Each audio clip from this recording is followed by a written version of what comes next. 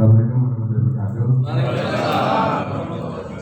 Saya dan teman-teman Bapak mewakili Komandan Kodim karena beliau ada sesuatu hal. Jadi di sini saya mau bertanya Bu tentang badan. Tadi disampaikan berkembang biaknya badan ini sangat susah kayaknya, sangat langka dan prosesnya lama. Nah, gimana proses perkawinan antara badak dengan gajah? Kalau gajah bagaimana? Kalau badak bagaimana?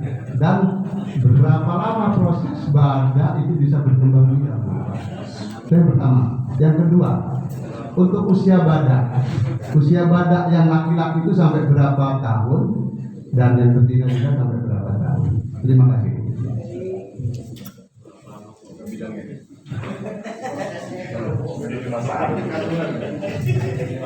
Mau dijawab langsung aja. Jawab yang saya tahu ya. Ada Pak Dokter hewan di sini. Pak Dokter, Kak Zul ada? Belum datang. Baik. Kalau perkawinan antara dua satwa tadi cukup berbahaya Pak kalau dilakukan.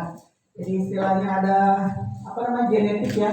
Kalau begini Pak, rusa Timor dengan rusa Sambar atau rusa Totol misalnya kawin aja itu kalau secara genetik dari akademiknya itu Bapak Ibu ya itu sudah menyalahi garis keturunan istilahnya gitu. Secara genetiknya ya. Jadi kalau dari plasma nutfahnya itu sudah terjadi apa namanya seperti kalau buah-buahan itu kan kawin silang ya, dan kalau secara genetis itu cukup berbahaya terhadap keturunannya. Kenapa bisa akan terjadi? Paling fatalnya adalah kematian. Mungkin bisa lahir rusa di mana ya yang terjadi percampuran itu ada rusa totol campur dengan rusa sambar. Sambar kan gede banget tuh rusanya. Tapi akhirnya lahirnya yang keluar gede dan totol gitu. Jadi percampuran apa genetiknya masuk semua dua-duanya. Tapi nggak lama mati, gitu ya. Kemudian itu masih sama-sama satu spesies. Kalau yang ditanyakan Pak Dandi tadi itu 2 spesies ya. Kebayang nggak? Tadi culanya 2 bergabung dengan belalainya yang panjang gitu. Terus kawin ya. Kita anggap aja genetisnya bergabung semua. Jadi akan ada belalai ya, kemudian ada culanya juga gitu ya. Ya, secara genetis tidak diakui di mana-mana. Itu spesies apa itu tidak akan diakui di mana-mana. Hasil itu ya. Kalau buah-buahan enak ya. Kalau buah-buahan jamu kristal itu kan atau jamu apa? Duren montong ya. Itu enak banget kalau hasil silang-silang gitu ya. Katanya lebih enak, rasanya lebih enak, ukurannya lebih besar gitu ya. Tapi untuk satwa cukup berbahaya Pak. Dari segi genetis cukup berbahaya dan dia tidak masuk dalam spesifikasi spesies tertentu. Izin Bu, maksud saya proses perkawinan badak itu bagaimana? Dan gajah bagaimana? Prosesnya. Karena saya dengar untuk apa ya? Spesies badak ini lama prosesnya, istilahnya pengembang biakannya. Tadi menyampaikan sekian ratus tahun baru lahir. Ya, 124 Nah, tahun. itu. Nah, makanya di sini kok bisa demikian kan? Kenapa gitu loh? Kok ibadah ini sangat susah? Gitu. Ya. Bapak Ibu karena apa? Sebentar, ini ada tim yang akan bantu jawab. Mas, silakan Mas. Tim. Ya, sebentar. Saya nyari dokter hewan tadi nggak datang. Nah, Mas Kristianto, silakan. Baik Bu, saya coba bantu dari pertanyaan Pak Anam. Kebetulan kita tim di konservasi edukasi konservasi badak Sumatera dan kebetulan pernah kerja di konservasi badak juga Pak. Mungkin diawali dari bahwa kita punya 2 spesies badak di dunia itu, 2 di Afrika, 1 di Asia, badak Asia, dan 2 di Indonesia, badak Sumatera dan badak Jawa. Dan dari 5 spesies itu rupanya badak Sumatera yang evolusinya paling paling tua dari literatur itu sekitar 42 juta tahun yang lalu. Makanya tadi disampaikan sama Ibu Dewi bahwa Badak Sumatera Hairino itu dia mempunyai hanya yang mempunyai rambut Pak, yang mempunyai rambut itu beda dari pas spesies lainnya. Mereka hanya ada rambut itu hanya di telinga dan ekor.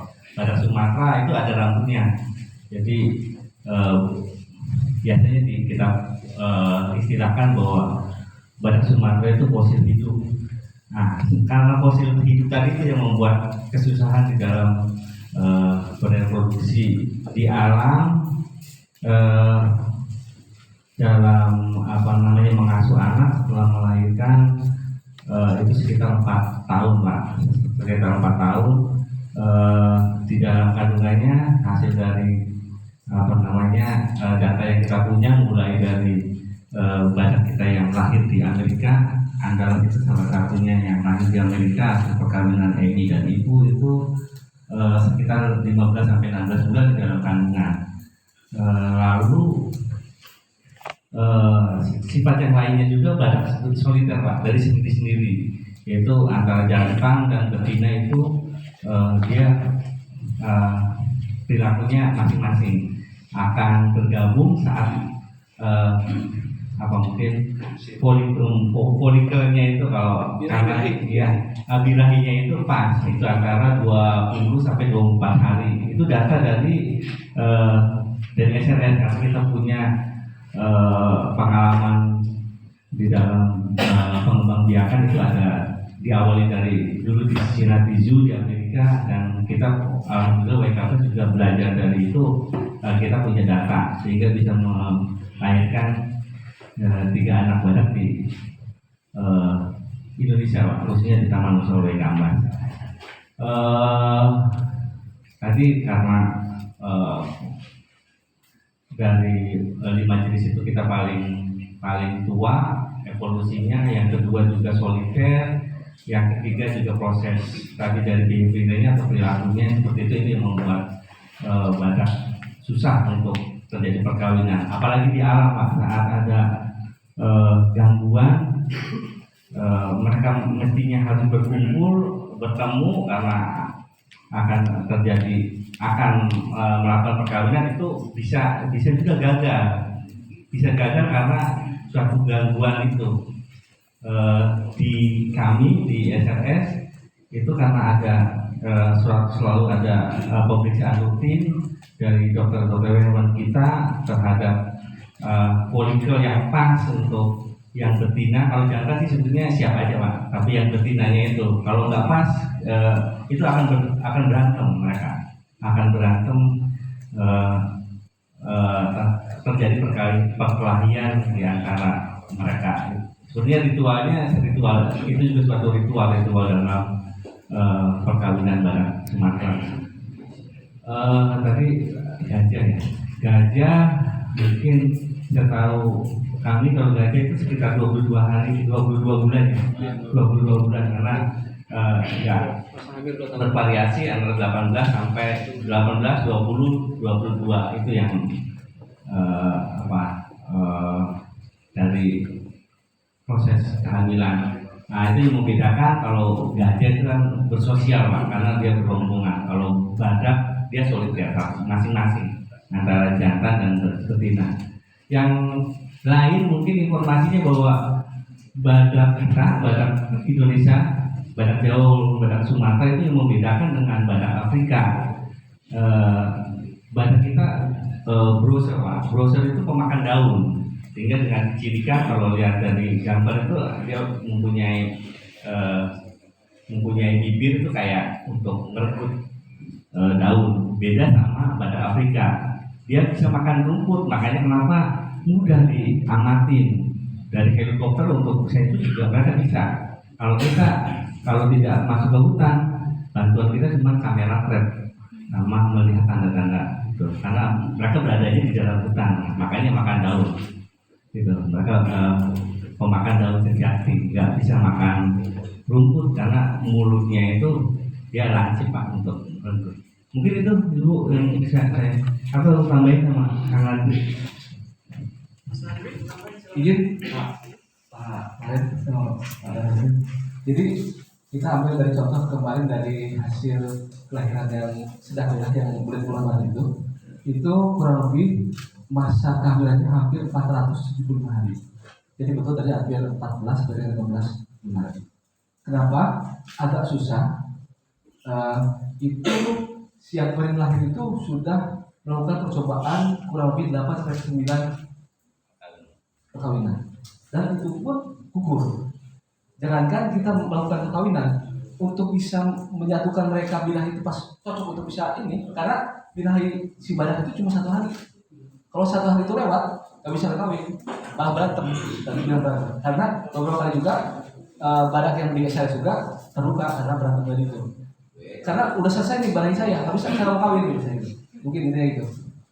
Dan juga bedanya, mohon maaf di sini sudah pada dewasa ya. Jadi kalau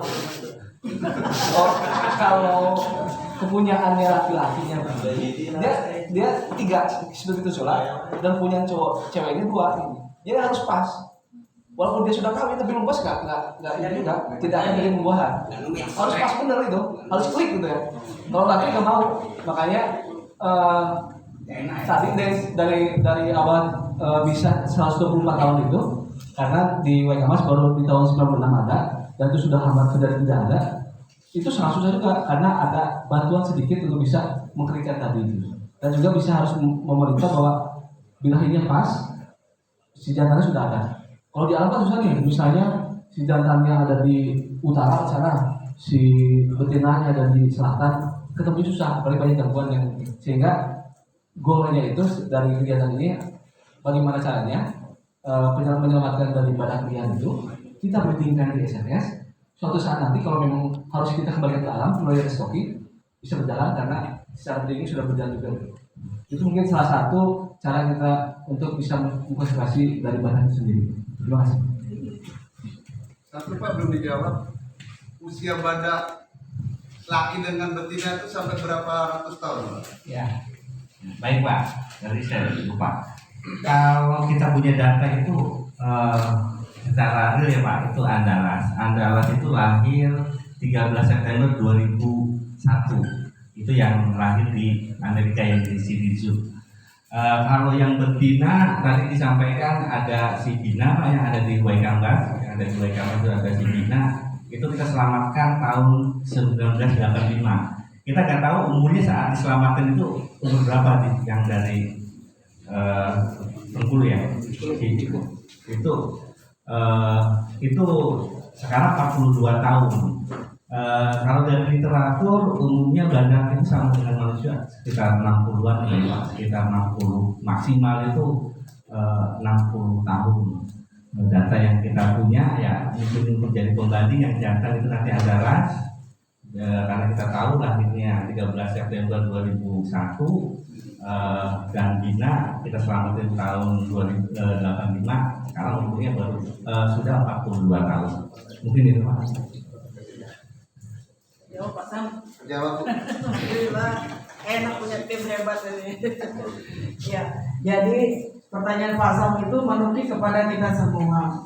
Karena dari manajemen satwa liar Bapak Ibu itu dibutuhkan keberadaan satwa liar, ya itu ada yang pertama pakan, kemudian yang kedua minumnya, food, water, kemudian cover and space. Jadi ada cover itu berarti habitat itu harus terjaga. Habitatnya apa? Di Taman Nasional Waikambas. Nah, apa peran Bapak Ibu yang diundang pada hari ini ya? Ikut membantu menyelamatkan habitat yang ada di Taman Nasional Waikambas itu.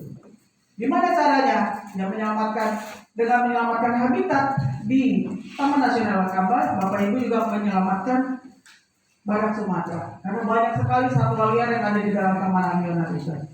Dan satu lagi fungsinya ya bukan fungsinya dari manajemen konservasi itu harus ada wildlifer-nya. Wildlifer-nya yaitu Mas Risdianto, Mas Nandri, ya, Mbak Linda, ya, banyak teman-teman dari Mas Alim, ya, dari mitra yang bersama-sama berusaha untuk menyelamatkan satwa liar yang ada di Taman Nasional Waikamas. Ini adalah salah satu bentuk atau tujuan Taman Nasional mengundang Bapak Ibu dalam rangka ayo loh dukung gitu ya untuk penyelamatan badak Sumatera. Dengan apa? Salah satu caranya adalah dengan menjaga keberadaan tanaman-tanaman flora fauna yang ada di Taman Nasional itu tetap baik secara langsung maupun tidak langsung, karena perannya Bapak Ibu kan ada yang ini kalau saya lihat desa-desa yang diundang hari ini itu adalah 7 desa yang berbatasan dengan tim sensus ya Mas ya. Insya Allah dengan mengetahui di awal Bapak Ibu ya bahwa mitra atau tim yang bergabung dalam mitra dengan Taman Nasional ini akan melakukan sensus. Saya kira itu Bapak Ibu. Masih ada waktunya? Sudah habis. Bapak sih nggak bisa pertanyaan Pak Sam. Saya nggak bisa komunikasi yang lain. Baik, tapi sudah 3 pertanyaan ya dari beliau. Terima kasih atas waktunya Bapak Ibu, dan mohon izin saya mendahului meninggalkan ruangan ini. Atas perkenannya saya ucapkan terima kasih dan mohon maaf kalau ada yang tidak berkenan. Assalamualaikum warahmatullahi wabarakatuh.